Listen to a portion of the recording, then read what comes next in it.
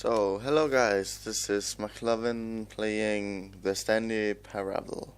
And this is the very first time I played. I just entered this screen and I will show you my very first experience.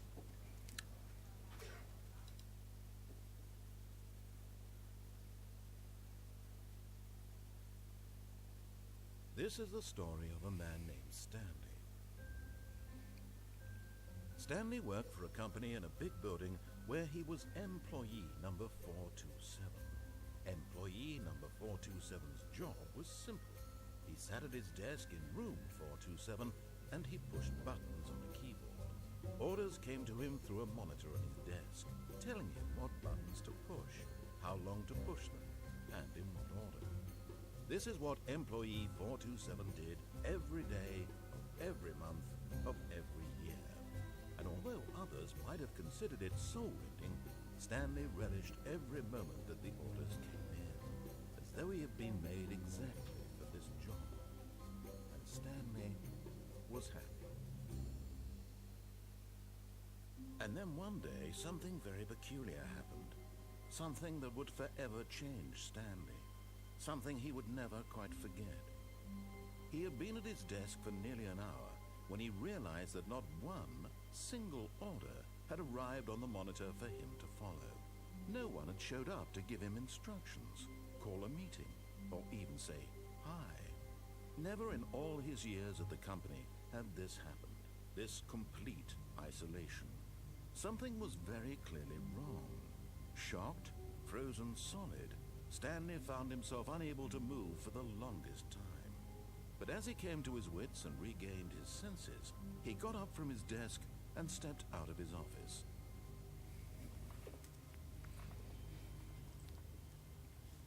Okay, I just need to put the mouse sensitivity a bit up.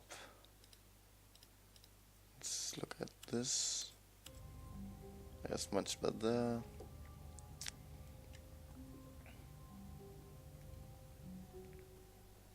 All of his co-workers were gone. What could it mean? Stanley decided to go to the meeting room. Perhaps he had simply missed a memo. If this door is locked, fuck you, fuck you. So you can't open any doors that's not opened. Probably not.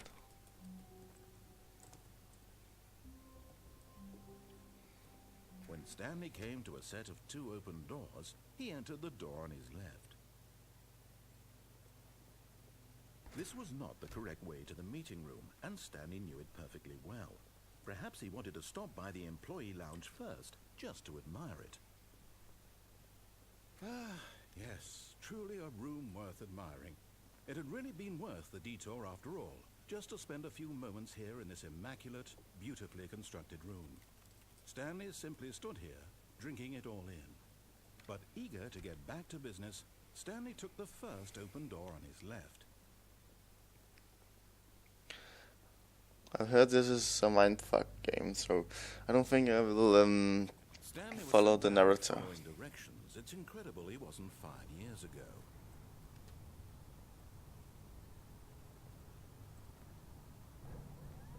Look, Stanley, I think perhaps we've gotten off on the wrong foot here. I'm not your enemy, really, I'm not. I realize that investing your trust in someone else can be difficult, but the fact is that the story has been about nothing but you all this time. There's someone you've been neglecting, Stanley. Someone you've forgotten about. Please, stop trying to make every decision by yourself. Now, I'm not asking for me, I'm asking for her. This is it, Stanley. Your chance to redeem yourself. To put your work aside. To let her back into your life. She's been waiting.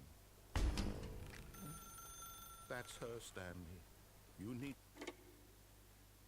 The fuck is this?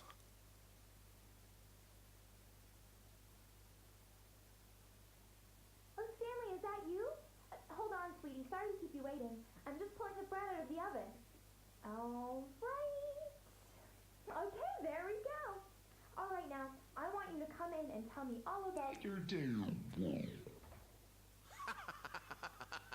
Gotcha! Oh, come on. Did you actually think you had a loving wife who'd want to commit their life to you?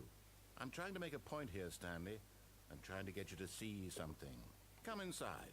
Let me show you what's really going on here. Fuck you, narrator. Sorry, but you're in my story now.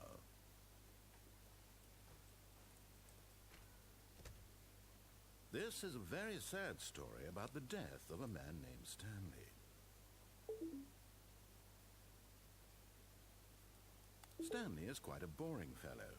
He has a job that demands nothing of him, and every button that he pushes is a reminder of the inconsequential nature of his existence.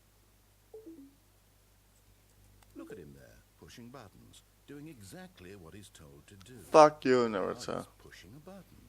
Now he's eating lunch. Now he's going home. Now he's coming back to work. Fuck You you. might even feel sorry for him, except that he's chosen this life.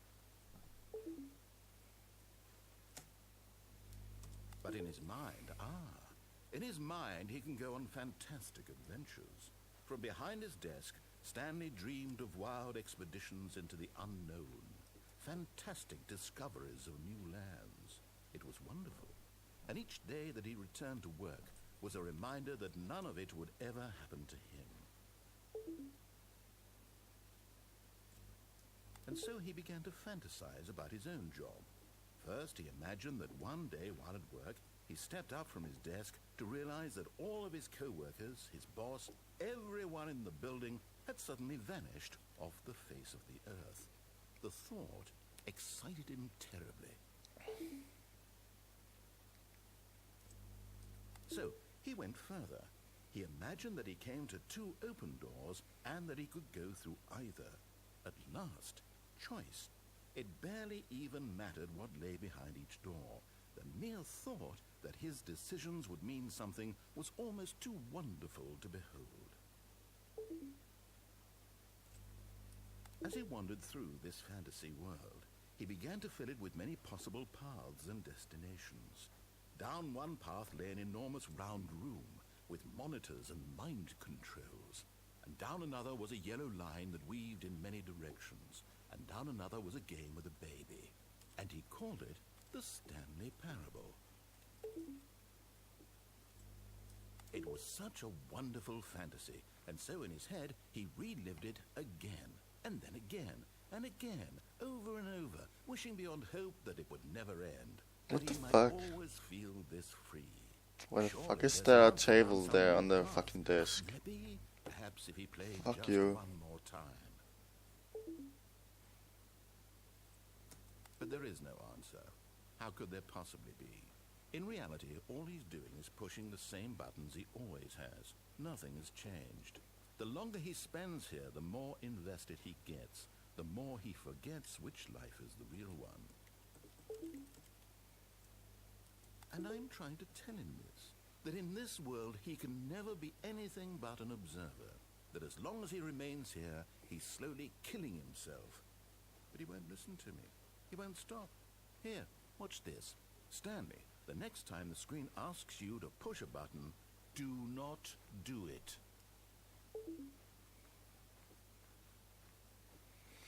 But if I don't do it, I can't get anywhere, you fucking narrative son of a bitch. You see? Can he just not hear me? How can I tell him in a way that he'll understand that every second he remains here, he's electing to kill himself? How can I get him to see what I see? How can I make him look at himself?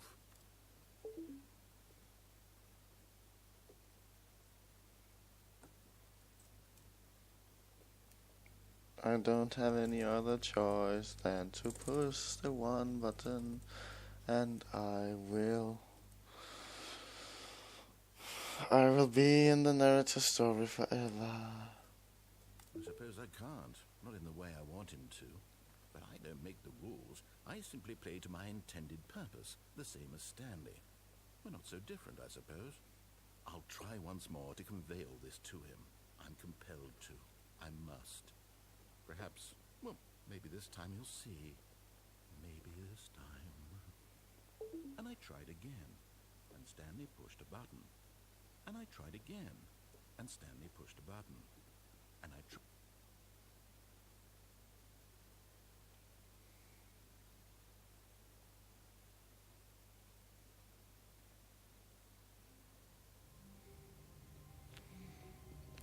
Okay, so I'm starting over. All of his co-workers were gone. What could it mean? Stanley decided to go to the meeting room. Perhaps he had simply missed a memo.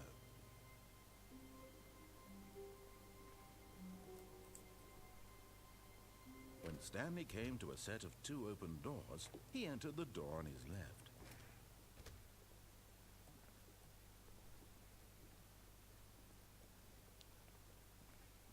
Yet there was not a single person here either. Feeling a wave of disbelief, Stanley decided to go up to his boss's office, hoping he might find an answer there.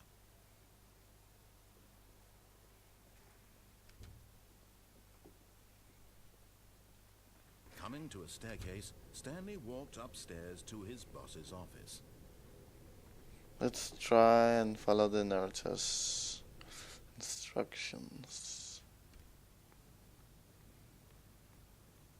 Stepping into his manager's office, Stanley was once again stunned to discover not an indication of any human life. Shocked, unraveled, Stanley wondered in disbelief who orchestrated this. What dark secret was being held from him? What he could not have known was that the keypad behind the boss's desk guarded the terrible truth that his boss had been keeping from him. And so the boss had assigned it an extra secret PIN number, 2845. But of course, Stanley couldn't possibly have known this.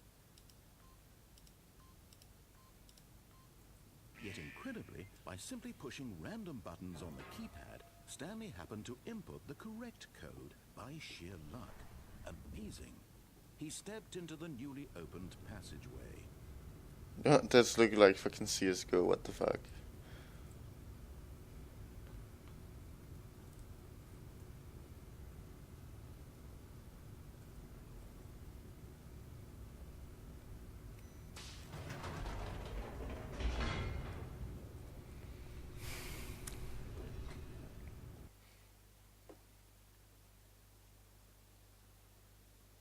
Descending deeper into the building, Stanley realized he felt a bit peculiar.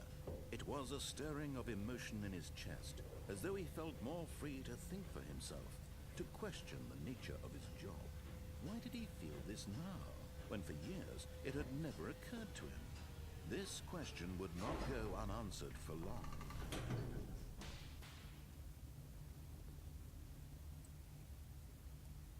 Stanley walked straight ahead through the large door that read Mind Control Facility.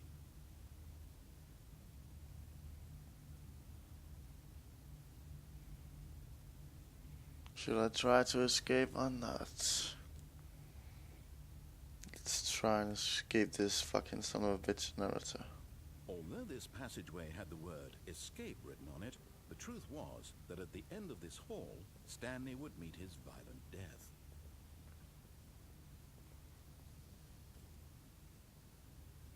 Fuck The you, door behind narrator. him was not shut. Stanley still had every opportunity to turn around and get back on track. At this point, Stanley was making a conscious, concerted effort to walk forward and willingly confront his death.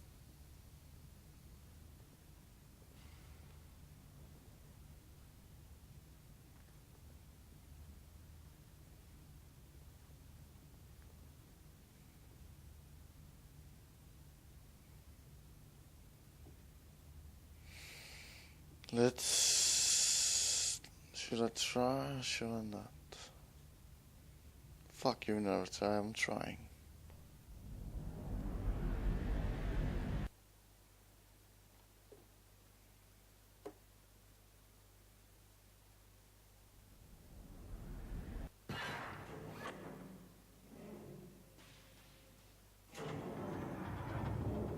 As the machine whirred into motion and Stanley was inched closer and closer to his demise, he reflected that his life had been of no consequence whatsoever.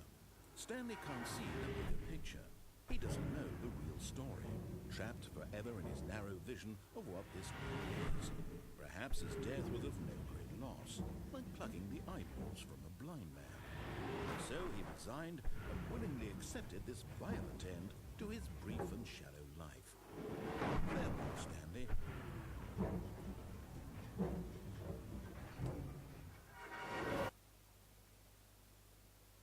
"Farewell, Stanley," cried the narrator, as Stanley was led helplessly into the enormous metal jaws.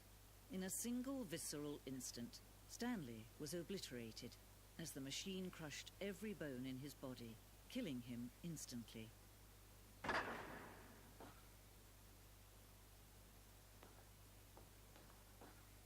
I didn't die, what the fuck?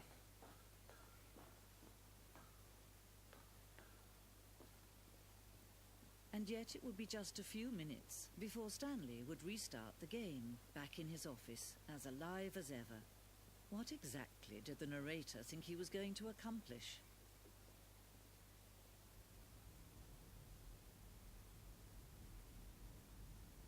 When every path you can walk has been created for you long in advance, death becomes meaningless, making life the same. Do you see now? Do you see that Stanley was already dead from the moment he hit start?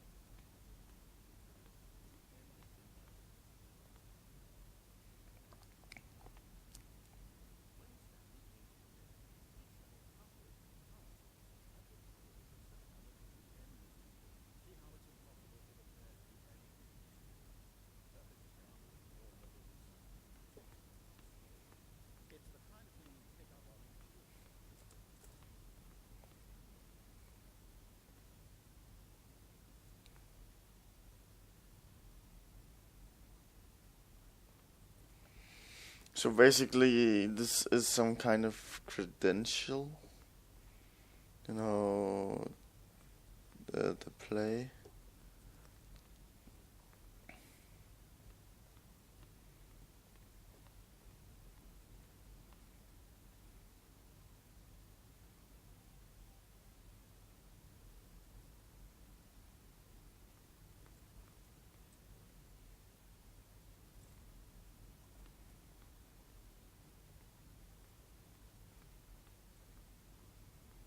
The fuck?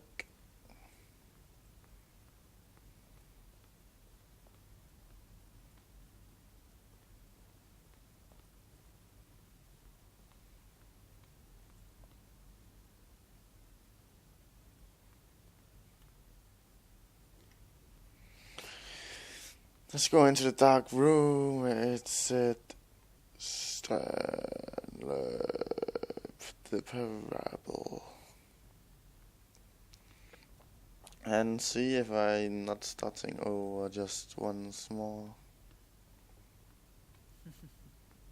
Oh, look at these two. How they wish to destroy one another. How they wish to control one another.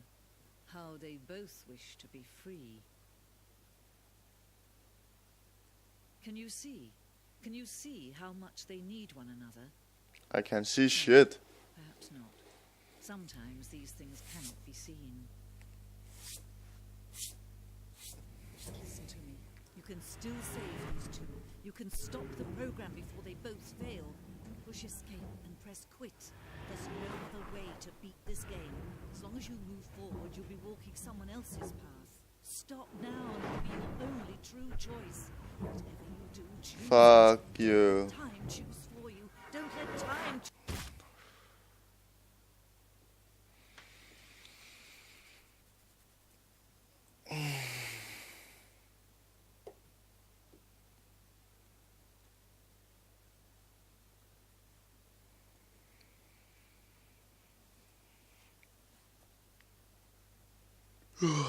Wow. This game is fucked.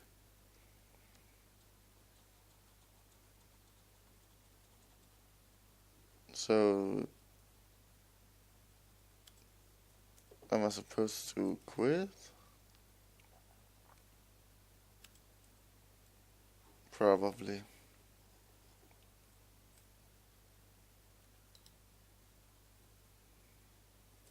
Fuck. The fuck.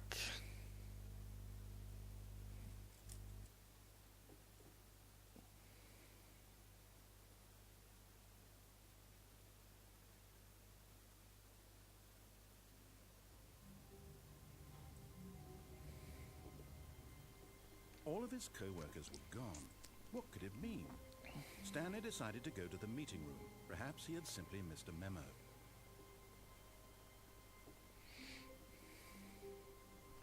When Stanley came to a set of 2 open doors, he entered the door on his left.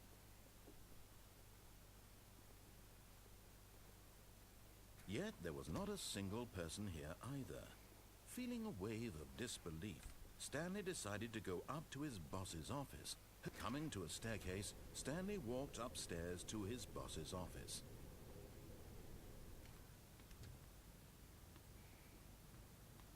Stepping into his manager's office, Stanley was once again stunned to discover not an indication of any human life. What could it mean? Stanley wondered aloud to nobody. He began wildly tearing through papers on the boss's desk, pulling books off the shelf, looking behind paintings, desperate for clues to his situation.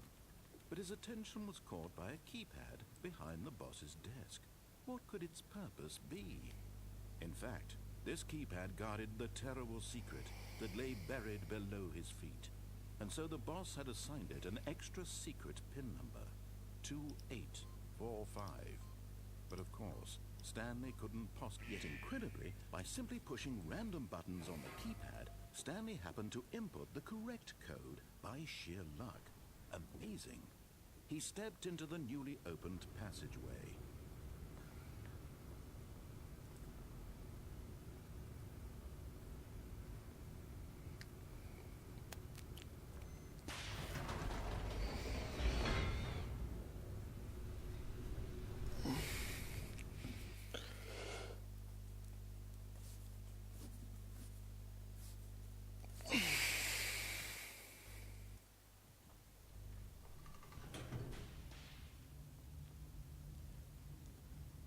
Stanley walked straight ahead through the large door that read Mind Control Facility.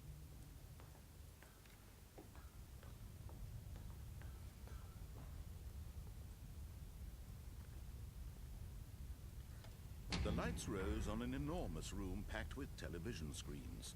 What horrible secret did this place hold? Stanley thought to himself. Did he have the strength to find out?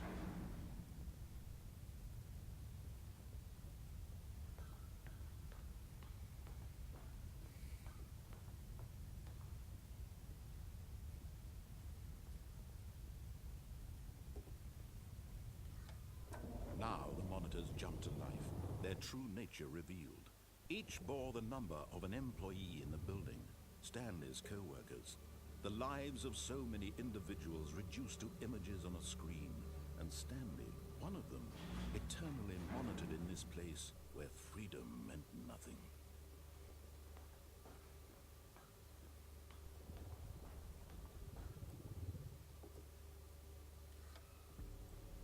This mind control facility, it was too horrible to believe. It couldn't be true. Had Stanley really been under someone's control all this time? Was this the only reason he was happy with his boring job? That his emotions had been manipulated to accept it blindly? No, he refused to believe it. He couldn't accept it. His own life in someone else's control? Never! It was unthinkable, wasn't it? Was it even possible? Had he truly spent his entire life utterly blind to the world? But here was the proof. The heart of the operation. Controls labeled with emotions. Happy, or sad, or content. Walking, eating, working. All of it monitored and commanded from this very place. And as the cold reality of his past began to sink in, Stanley decided that this machinery would never again exert its terrible power over another human life. For he would dismantle the controls once and for all.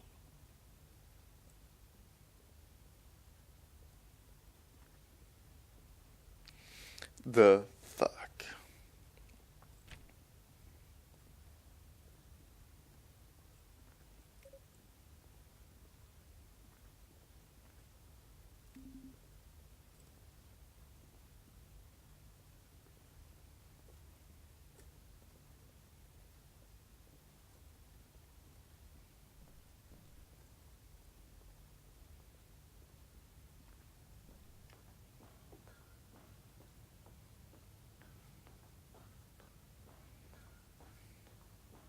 And when at last he found the source of the room's power, he knew it was his duty, his obligation, to put an end to this horrible place and to everything it stood for.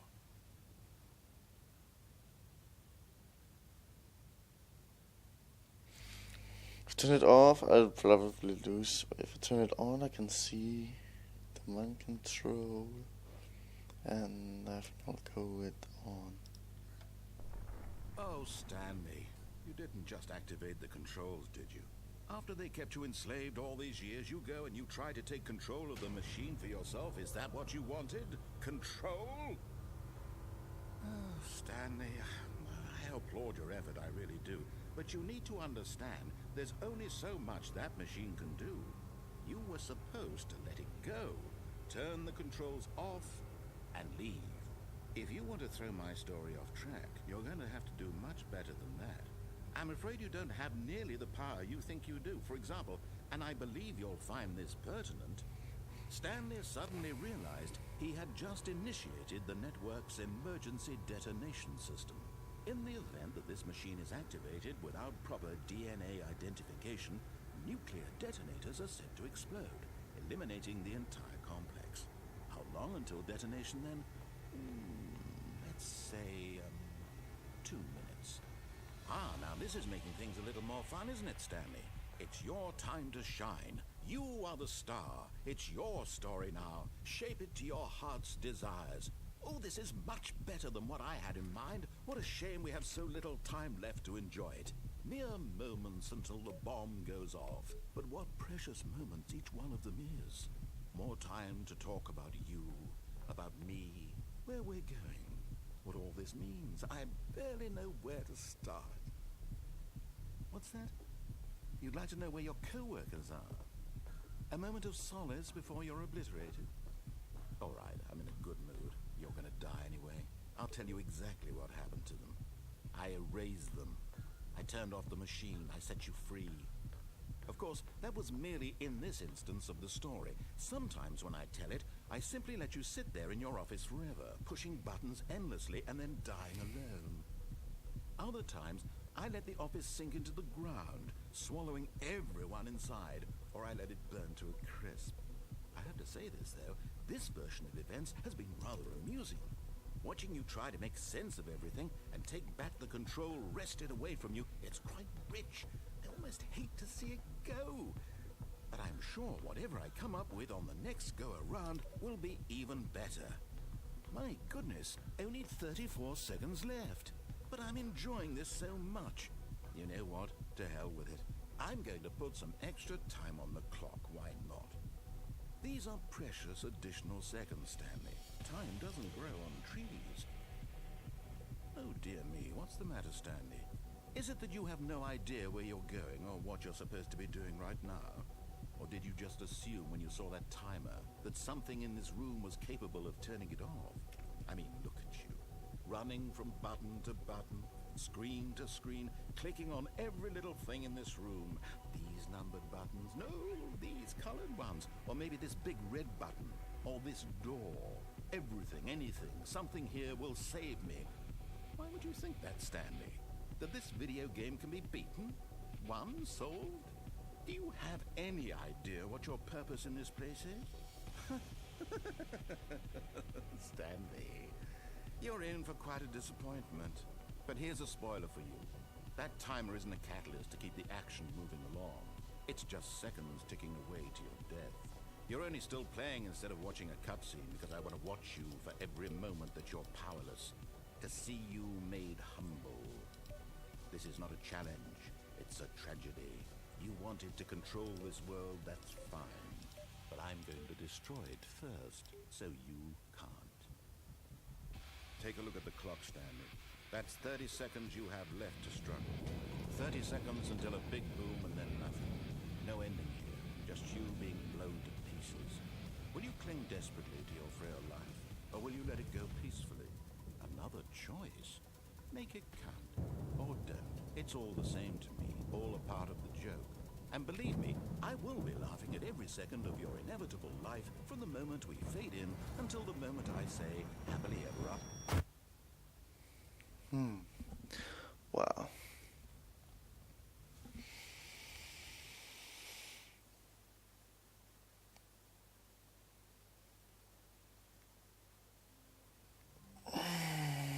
All of his co-workers were gone. What could it mean? Stanley decided to go to the meeting room. Perhaps he had simply missed a memo. When Stanley came to a set of 2 open doors, he entered the door on his left. It's just that the narrator is saying everything I should do, and that's exactly the same as pushing buttons. So I think it's right, there is no way to win. Coming to a staircase, Stanley walked upstairs to his boss's office.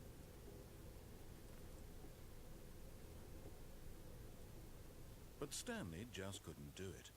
He considered the possibility of facing his boss, admitting he had left his post during work hours. He might be fired for that. And in such a competitive economy, why had he taken that risk?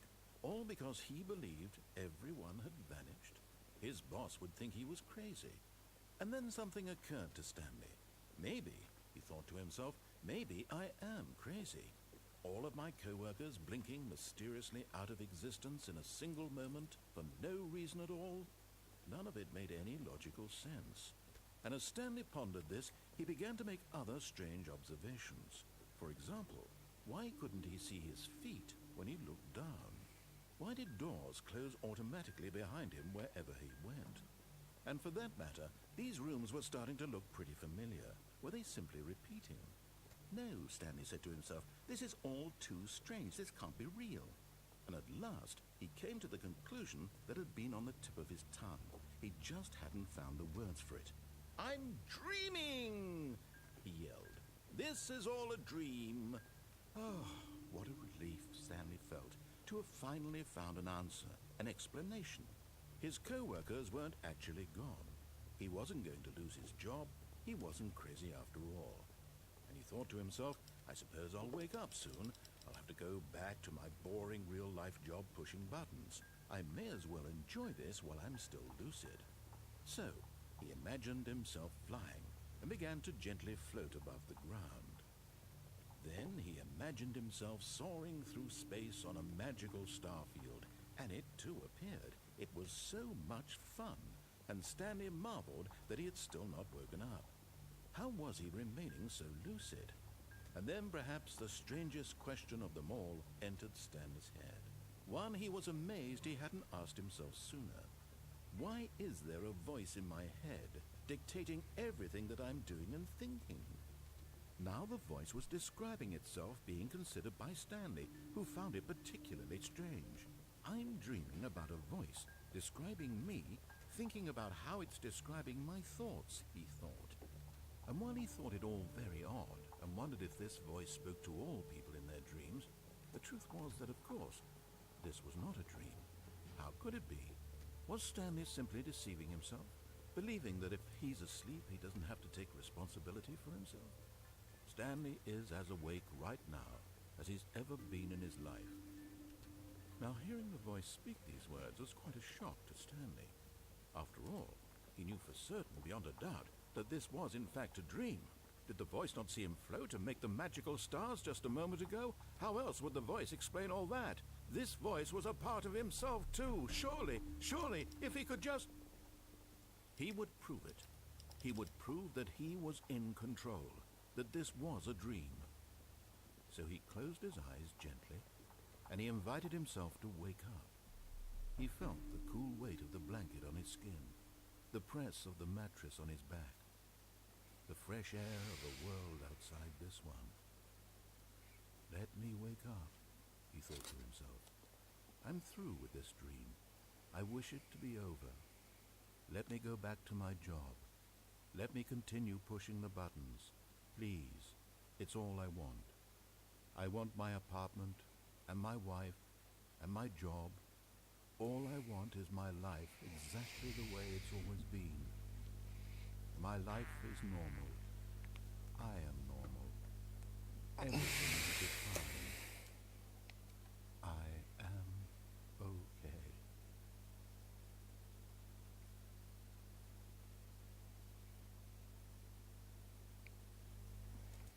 Stanley began screaming.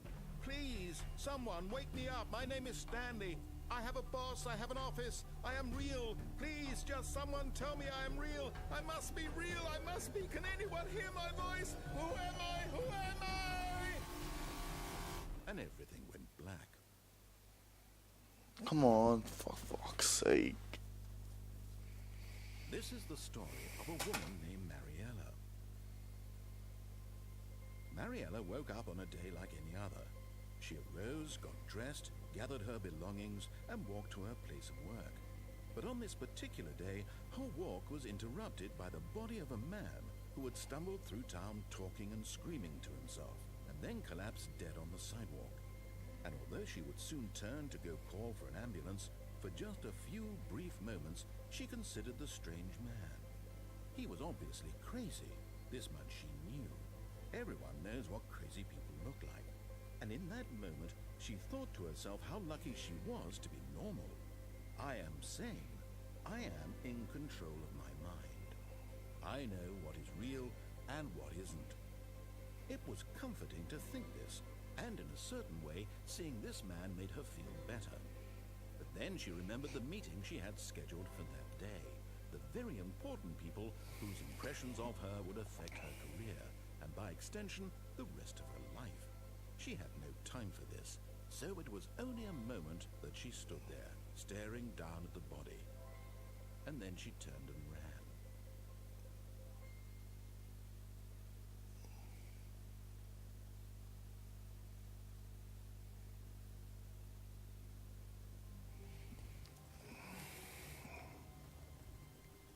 All of his co-workers were gone.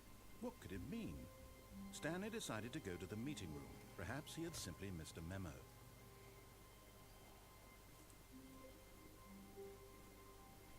When Stanley came to a set of 2 open doors, he entered the door on his left.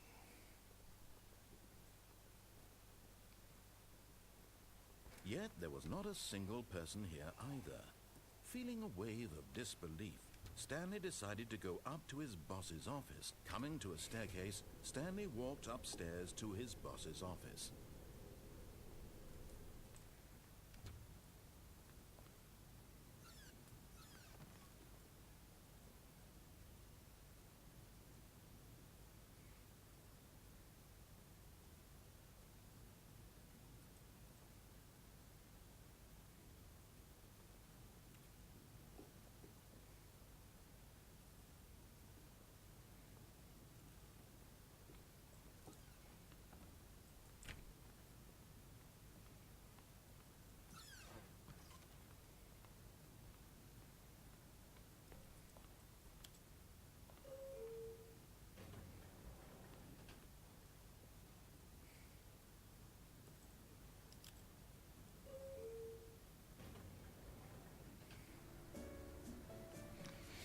Oh yeah, music, music, oh music. Stanley, Stanley, oh, Stanley, Stanley.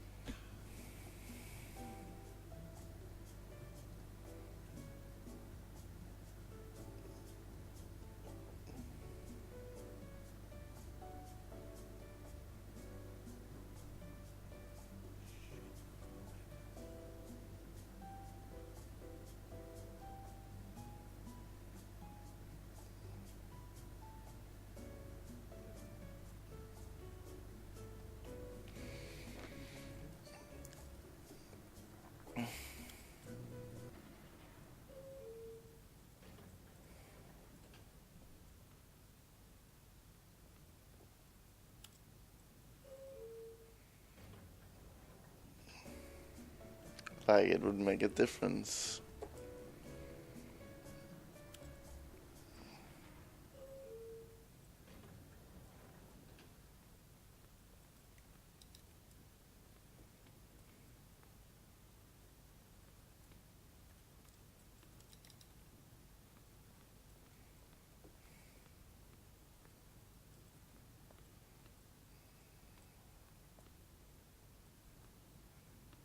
The moment he entered his manager's office, Stanley froze in his tracks. Not a living soul anywhere. Stanley was in such a rush to get through the story as quickly as possible, he didn't even have a single minute to just let the narrator talk. That kind of anxiety isn't healthy, so he relaxed for a few moments with some calming New Age music. What the fuck? The fuck?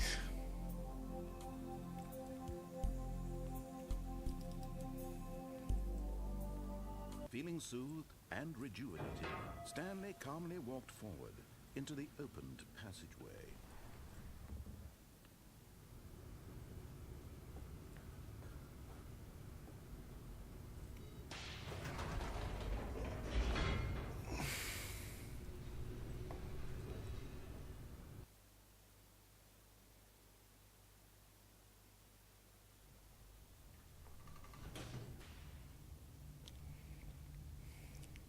Stanley walked straight ahead through the large door that read Mind Control Facility.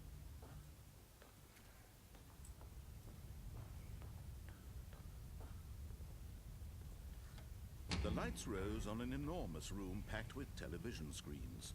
What horrible secret did this place hold? Stanley thought to himself.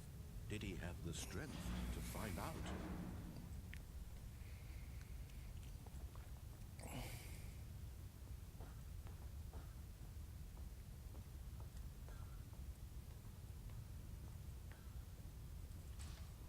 Now the monitors jumped to life, their true nature revealed. Each bore the number of an employee in the building, Stanley's co-workers. The lives of so many individuals reduced to images on a screen, and Stanley, one of them, eternally monitored in this place where freedom meant nothing.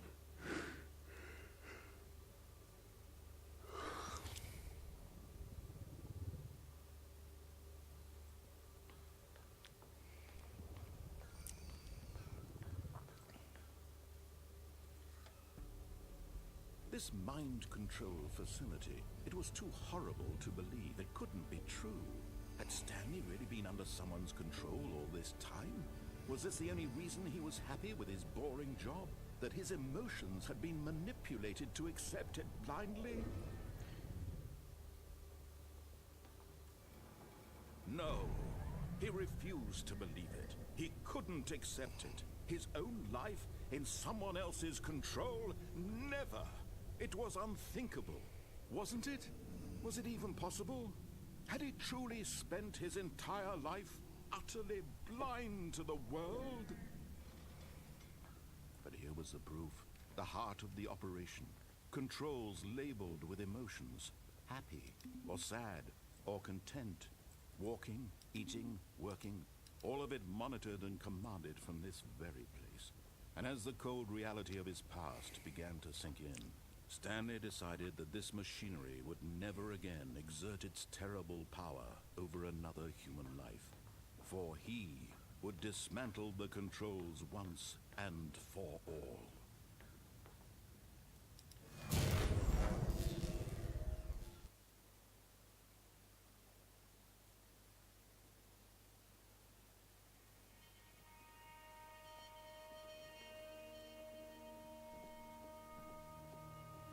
Blackness and a rising chill of uncertainty. Was it over?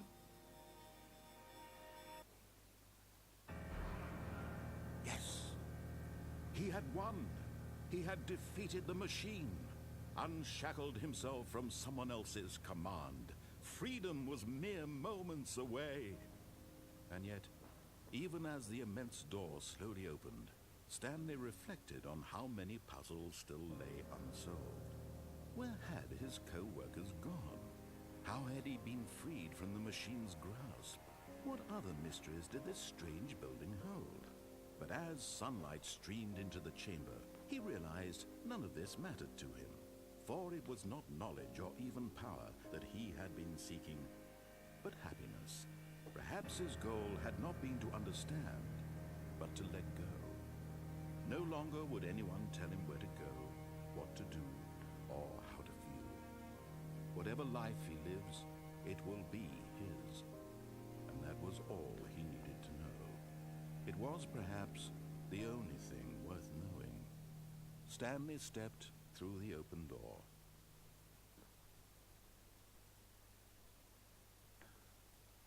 Stanley felt the cool breeze upon his skin, the feeling of liberation, the immense possibility of the new path before him.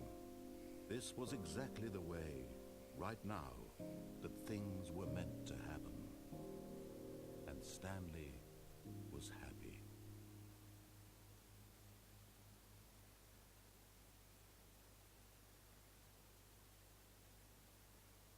Oh yeah, I beat the game. Yeah. Yeah. And then I start over again. The fuck? Stanley had never seen the office this brightly lit. Was it a sign of something? He hoped it was. He hoped very much that it was.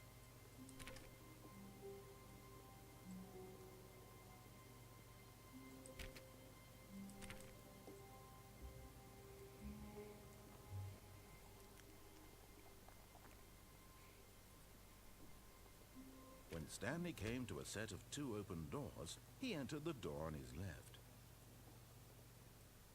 This was not the correct way to the meeting room, and Stanley knew it perfectly well. Perhaps he wanted to stop by the employee lounge first, just to admire it. Wow, yes, this room. What? But eager to get back to business, Stanley took the first open door on his left. And so he detoured through the maintenance section, walked straight ahead to the opposite door, and got back on track.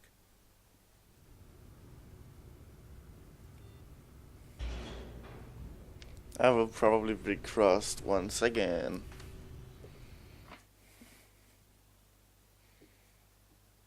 But Stanley didn't want to go back to the office. He wanted to wander about and get even further off track. So now in order to get back, he needed to go,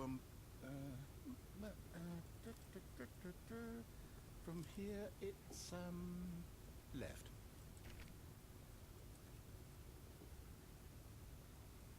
Oh, no, it's to the right, my mistake. No, not the right. Why would I have ever said it was to the right? What was I thinking? It's clearly... Oh dear, would you hold on for a minute, please? Now, let's see, we went down right, left, down, left, right. Yep, okay, yes. I've got it now. This story is absolutely, definitely this way.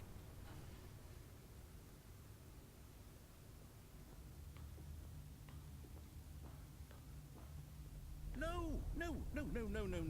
This isn't right at all. You're not supposed to be here yet. This is all a spoiler. Quick, Stanley, close your eyes. Okay. We just have to get back to, oh, who am I kidding? It's all rubbish now. The whole story completely unusable. How about, rather than waste my time trying to salvage this nonsense, we'll just restart the game from the beginning. And this time, suppose we don't wander so far off track, Okay, from the top.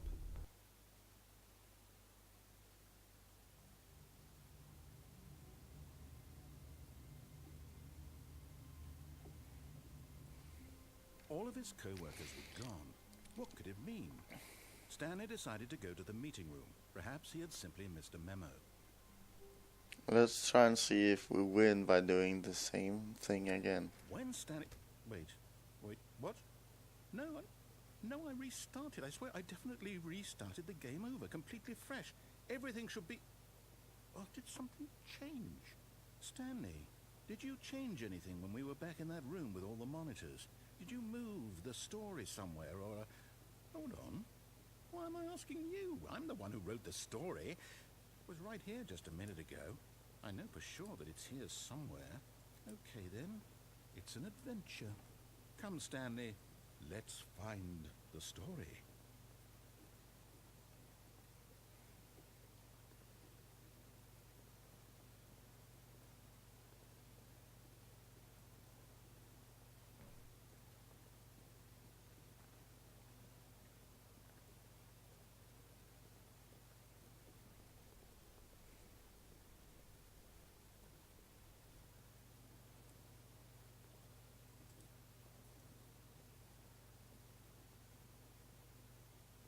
I'll say it. This is the worst adventure I've ever been on. I can promise you there definitely was a story here before. Do we need to restart the game again? Well, I find it unlikely that we'll ever progress by starting over and over again, but it's got to be better than this. Okay, let's give it a shot. Why not? The narrator is a fucking dick. All of his co-workers were gone. What could it mean? Stanley decided to go to the meeting room. Perhaps he had simply missed a memo.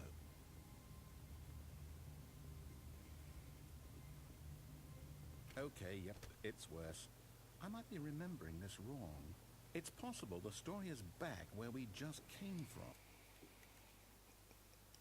Okay, so basically I won the game, and basically you have to do everything he says and you will win, but because we are not living in a world where everyone decides everything for us, we will try and do the opposite.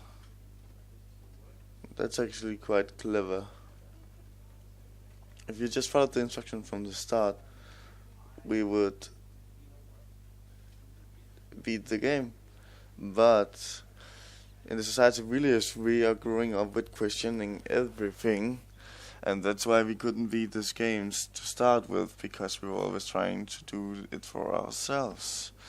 So we can draw parallels saying that when the parents try and tell us something, probably it's the right, or it is for the right reasons.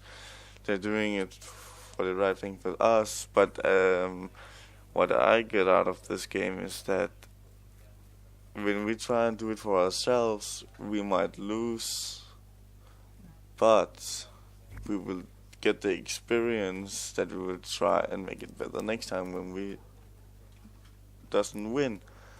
And that's a strong message to send, that we actually, we're